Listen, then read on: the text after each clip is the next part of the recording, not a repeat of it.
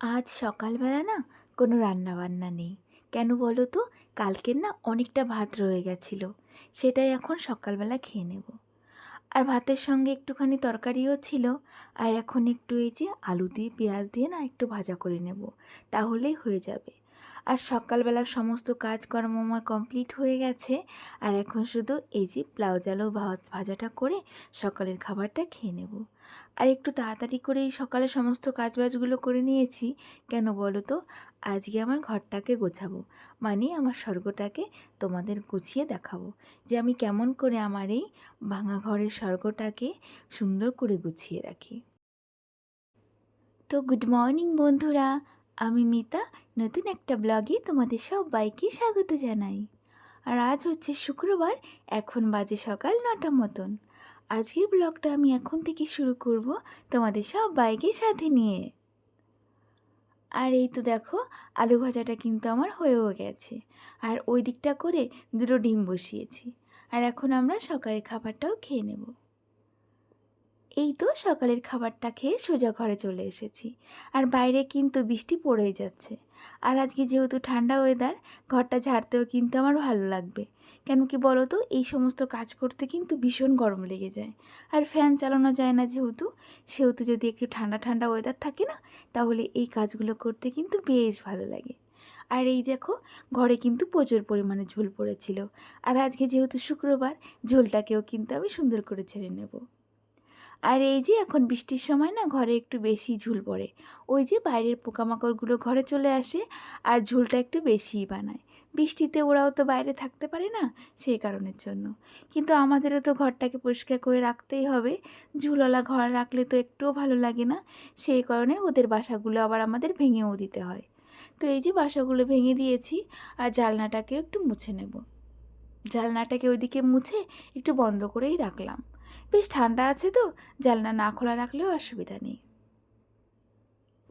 আর এখন চলে এসেছি এই যে খাটটা মুছে নেওয়ার জন্য। তোমরা হয়তো বলতে পারো, দিদিভাই তুমি বেড কাভারটা কেন তোলোনি, এর ওপরেই ধুলো ঝাড়ছো। আমি বেড কাভারটাকে চেঞ্জ করব, ওই জন্যই কিন্তু বেড কাভারটা তুলিনি। এর উপরে যত ধুলো পড়ুক, তারপর আস্তে করে তুলে নিয়ে চলে যাব। তারপরে এটাকে কেচে নেব। তোমাদের কাছে আমার একটা রিকোয়েস্ট আছে। বলো তো, এই যে খাটের এই যে যে ডিজাইনগুলো, এই ডিজাইনগুলোর ফাঁকায় ফাঁকায় না অনেক নোংরা জমে যায়। এগুলোকে আমি কী করে পরিষ্কার করব, তোমরা একটু প্লিজ বলে দেবে?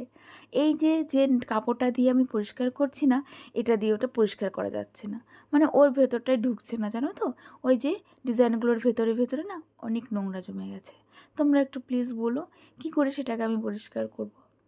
আর এই দিক থেকে এই যে আমার যে সমস্ত ফটো ফ্রেমগুলো আছে আর দেয়ালে যে সমস্ত ছবিগুলো আছে, সেগুলোকে মুছে নিচ্ছি। আর এই যে এটা কটা আমার বিয়ের ছবি, এই কটা না আমি ফোন থেকে বের করে তারপর এরকম করে বাঁধিয়েছিলাম। কেন কি বিয়ের সময় আমার কোনো স্টিল ফটো নেই, শুধু একটা ভিডিওই আছে। তো সেই কারণে এই যে ফোন থেকে কিছু ছবি বের করে আমি এরকম করে কিন্তু বাঁধিয়ে নিয়েছিলাম। এটা দেখতে কিন্তু বেশ ভালো লাগে, জানো। অনেকেই বলে আমাদের ঘরে এসে, খুব সুন্দর করে বানিয়েছে তো, খুব ভালো লাগে। তো এটা আমি কিন্তু অনলাইন থেকেই বানিয়েছিলাম। আর এবারে এই যে টেবিলটাকেও সুন্দর করে সাজিয়ে নিচ্ছি। আর এই টেবিল ক্লথটা এত বড় ছিল, জানো তো, আমার টেবিলের 2 ডবল 3 ডবল ছিল মনে হয়। আর সেটা ছিঁড়তে ছিঁড়তে এখন এইটুকুতে দাঁড়িয়েছে। তবে এখনও আর এটাকে ইউজ করা সম্ভব নয়, জানো। তবুও কিন্তু আমি ইউজ করে যাচ্ছি, যেভাবে হোক সেভাবে হোক। তবুও ভালোই লাগছে, জানো তো। তবে কিনবো হয়তো, দেখা যাক কবে কি কিনি। মানে ওই যে বললাম না, মানে সত্যি কথা বলতে আমাদের মতো মধ্যবিত্ত পরিবারে কিছু কিনতে গেলে এই যে একটা সমস্যা, টাকার চিন্তা, জানো তো। ভাবা যে ধুর, টাকাটা থাকলে অনেক ভালো, চলছে তো চলুক না, এইরকম আর কি। অনেক কিছুই করার ইচ্ছা আছে, জানো তো। মনে হয় ঘরটাকে রং করি, ঘরটাকে আরও সুন্দর করে সাজাই, কিন্তু ওই যে একই ব্যাপার, পয়সা লাগবে। পয়সা না হলে তো কিছুই হবে না। আর এটাই তো আমাদের মধ্যবিত্তদের সমস্যা, কোথায় পাবো। তো এইদিকে এই দেখো, টেবিলটাকে কিন্তু আমি সুন্দর করে গুছিয়ে নিয়েছি। আর মামামের জলের বোতলটা এখানে রেখে দিলাম। মামাম এই বোতলটাই বেশি একটা মামামকে খেতে দিই না, ও কিন্তু গ্লাসেই জল খায়। আর ওটা ধরো কোথাও গেলাম, তখন ওটাকে নিয়ে যেতে হয়, তার জন্য ওখানেই রেখে দিলাম। আর এখন আমি ওয়ার্ড্রপটাকেও একটু পরিষ্কার করে নেব। ওয়ার্ড্রপটা এমনি কিন্তু আমি রোজই পরিষ্কার করি। কেন বলো তো? এই ওয়ার্ড্রপটায় কিন্তু ধুলোটা একটু বেশিই টানে। সেই কারণে না ওয়ার্ড্রপটা আমাকে একটু বেশি করে মুছে নিতে হয় রোজ। তো রোজ আমি এইগুলো নামাই না, ও ওপর থেকে একটু ভালো করে পরিষ্কার করে মুছে নিই। আজকে সমস্ত কিছু নামিয়ে তারপরে আমি কিন্তু এই যে সমস্তটা আবার সাজিয়ে নিচ্ছি। আর যেদিন আমি একটু ডিপ ক্লিনিং করি সেদিনই কিন্তু এগুলো আমরা নামিয়ে নিই। আর এখন এই যে এগুলোকে সাজিয়ে নিচ্ছি। আর ওই দেখো উপরের বাক্সটা এরকম করে আমি একটু কাগজ দিয়ে কভার করে রেখেছি যাতে একটু সুন্দর লাগে। তবে নিচেরটাকেও করার ইচ্ছা আছে, দেখি ওটা আবার কবে করি। আর এই যে ফুলদানি কিন্তু আমি সুন্দর করে সাজিয়ে নিয়েছি। তোমরা কিন্তু বলবে এই জায়গাটা সাজানো কেমন হয়েছে। আমার তো ভীষণ ভালো লাগে এই জায়গাটা। শুধু ওই যে দেয়ালের জন্য ভালো লাগে না, দেয়ালটা যদি একটু সুন্দর করে কালার করা থাকতো না, তাহলে কিন্তু আরও বেশি ভালো লাগতো। আর এখন আলমারিটাকেও একটু পরিষ্কার করব। আর এই যে দেখো একটা বুনু না আমাকে কমেন্ট করে বলেছে, দিদিভাই তোমার ওই আলমারির উপর থেকে নীল প্যাকেটটাকে ওখান থেকে সরিয়ে দেবে, একটুও ভালো লাগে না। তো সেই বুনুটার কথা শুনেই আজকে কিন্তু আমি এই প্যাকেটটাকে সরিয়ে দিচ্ছি। আর ওর মধ্যে জানো তো একটা টেডি বিয়ার আছে। টেডি বিয়ারটা যদি খুলে রাখতাম তাহলে হয়তো অনেক ভালো লাগতো। তবে ওটা খুলে রাখবো না গো এখন। কেন বলো তো, প্রচুর পরিমাণে নোংরা জমে যাবে। আর এমনিতেও মাম্মামের অনেকগুলো টেডি বিয়ার রয়েছে, ওগুলো দিয়ে এখনও খেলে। আর এটাও যদি বের করে রাখি মাম্মাম না খেলতে চাইবে। ওই জন্য এটাকে প্যাকেট করে রেখে দিয়েছি, পরে এটা দিয়ে খেলতে পারবে। আর এটা কিন্তু বেশ বড় টেডি বিয়ারটা, জানো তো। তো সেটাকে আমি আলমারির মধ্যে ঢুকিয়ে দেবো। আর এইদিকে আলমারির ওপরটাকেও ঝাড় দিয়ে আমি কিন্তু সুন্দর করে ফুলদানিগুলোকেও সাজিয়ে দিয়েছি। আলমারির ওপরের যে কাপড়টা সেটাও একটু নোংরা হয়েছে, তবে এখন আর এটা কাচবো না, জানো তো। এটা একবারে পুজোর সময় কেচে দেবো। আর এই সমস্ত জিনিসগুলো না বারবার কাচতে ইচ্ছা করে না, কেমন লাগে। ধুর বাবা, থাক না, ওটা তো তেমন দেখা যাচ্ছে না, ওটাকে একবারে পুজোর আগেই কিন্তু কাছাকাছি করে নেব। আর তারপরে এই যে আলমারিটাকে একটু সুন্দর করে মুছে নিলাম। আজকে মনে হচ্ছে কি আলমারিটা না একটু বেশি আমার কাছে ভালো লাগছে, কেন কি জানি না। একটা দিদিভাই আমাকে বলেছে যে বুনু, তোমার গলাটা না খুব সুন্দর। তো থ্যাংক ইউ দিদিভাই। আর তার সঙ্গে বলেছে তার মেয়ের নামটা যেন আমি নিই। তার মেয়ের নামটা হচ্ছে জাহ্নব। আর একটা দিদিভাই আমাকে কমেন্ট করেছে নাম নেওয়ার জন্য, তার নাম হচ্ছে দীপালি ঘড়াই। তো এই তো সবার নামটা কিন্তু আমি নিয়ে নিয়েছি।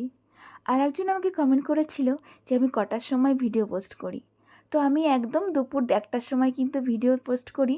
এটাতে কিন্তু আমার একদিন এদিক ওদিক হয় না, হয়তো ভুলবশত কোনো দিন হয়তো এদিক ওদিক হতে পারে, কিন্তু আমি কিন্তু 1টার সময় ভিডিও আপলোড করার চেষ্টা করি। আর ওই টাইমটাতেই কিন্তু আমি ভিডিও আপলোড করি। এরপরে দেখলে শোকেজের ওপরটাকেও কিন্তু আমি একটু সুন্দর করে মুছে নিলাম।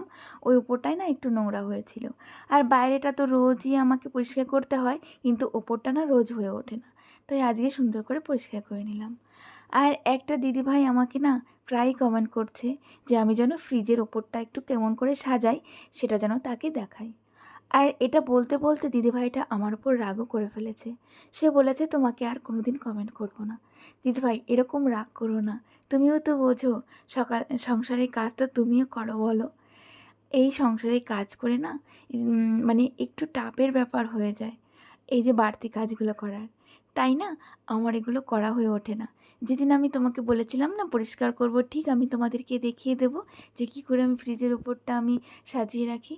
তবে কি বলতো, তেমন কোনো কিছু সাজাই না, আমার যেরকম মানে মনে যেরকম চায় আমি সেরকম করেই সাজিয়েছি।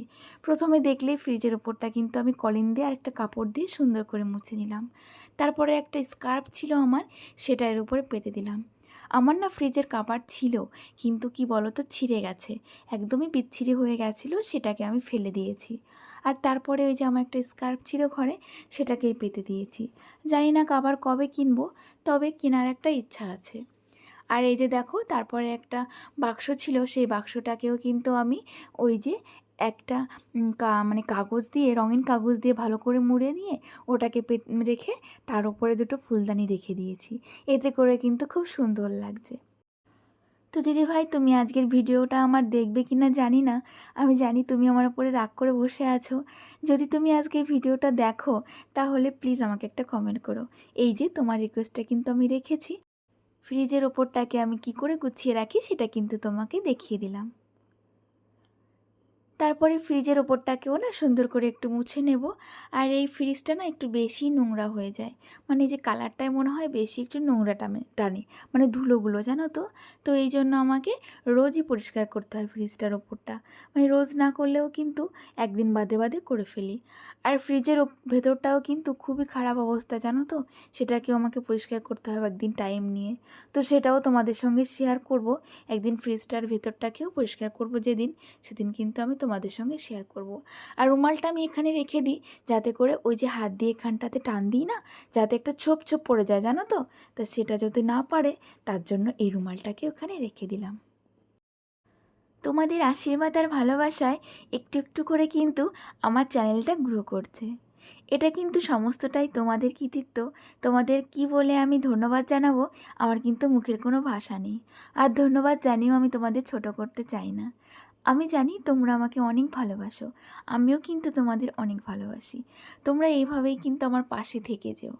আর আজকের ব্লগটা কিন্তু আমি এখানেই শেষ করব। তোমরা সবাই ভালো থেকো, আমরাও ভালো আছি। টাটা।